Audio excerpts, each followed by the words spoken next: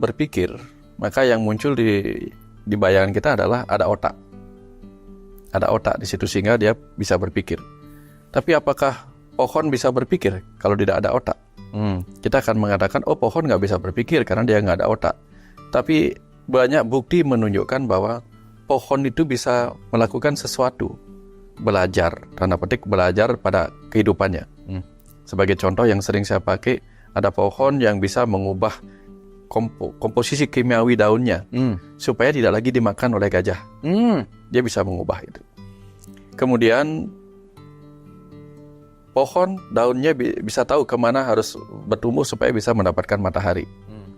Bahkan kalau kita bicara tentang pohon di hutan di bakau sana, dia bisa memiliki buah yang buahnya akan bisa mengapung sehingga dimakan oleh ikan-ikan kecil dan akhirnya tumbuh di tempat yang jauh dari induknya agar bisa tumbuh dan mendapatkan matahari.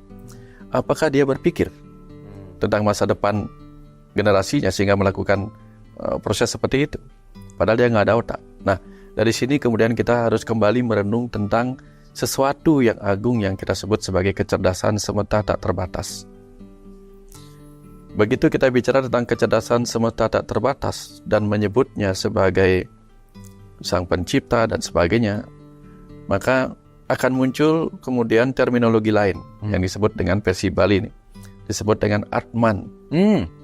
Atman itu adalah percikan dari kecerdasan semesta tak terbatas yang berdiam di makhluk-makhluk kecil. Percikan. Ketika orang disebut berpikir,